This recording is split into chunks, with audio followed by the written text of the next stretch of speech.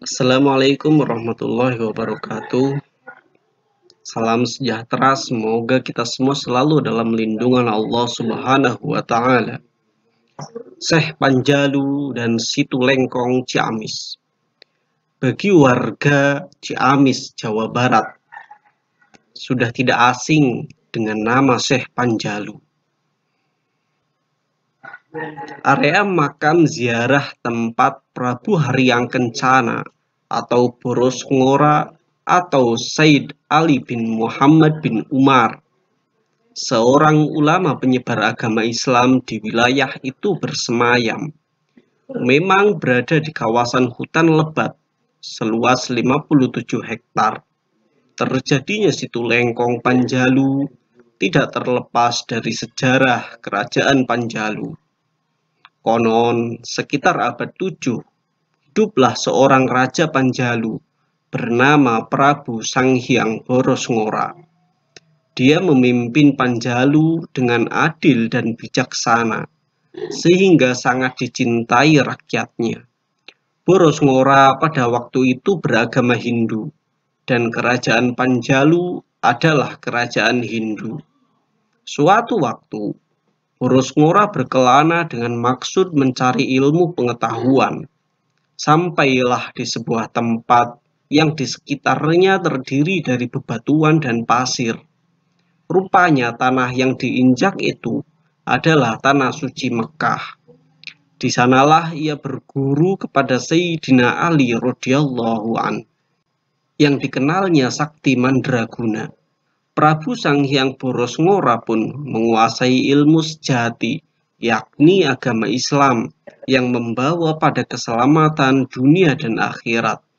Setelah itu, dia pulang membawa oleh-oleh dari sahabat Nabi berupa pakaian kehajian, pedang, dan air zam-zam.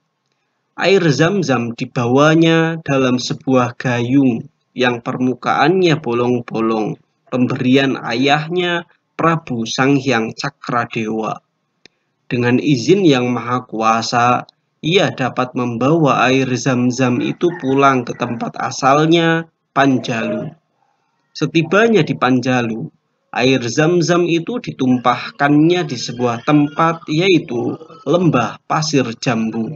Sampai saat ini diyakinilah bahwa Situ Lengkong Panjalu terjadi karena tumpahan air zam-zam yang dibawa Sanghyang Prabu Boros Ngora. Di tengah-tengah danau terdapat daratan yang dinamai Nusa Gede.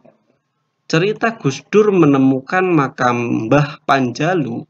Ada sebuah cerita yang mengatakan bahwa sebelum makam Syekh Panjalu ini banyak dikenal dan diziarahi banyak orang, konon Gus Dur lah yang menemukan makam Syekh Panjalu ini, sehingga akhirnya menjadi ramai menjadi tujuan ziarah.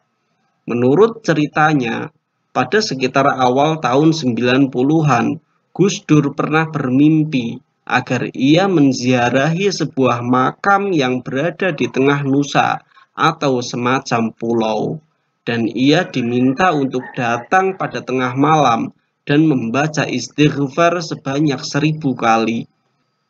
Setelah berkali-kali mencari berdasar petunjuk dalam mimpi itu, akhirnya didapatilah informasi mengenai lokasi keberadaan makam beserta tokoh yang dimakamkan di sana.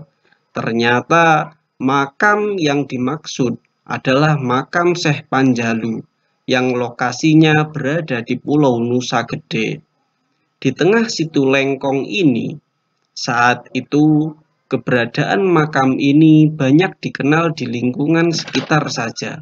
Setelah Gus Dur memperkenalkan kepada masyarakat bahwa yang dimakamkan di sana adalah seorang wali, tempat ini pun akhirnya menjadi ramai dikunjungi oleh para peziarah.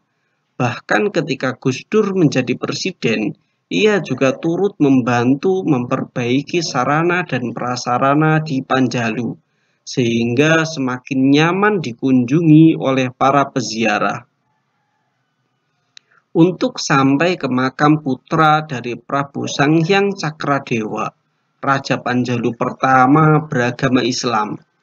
Wisatawan dan peziarah harus menyeberang dari daratan Panjalu Ciamis menggunakan perahu kayu atau bermotor.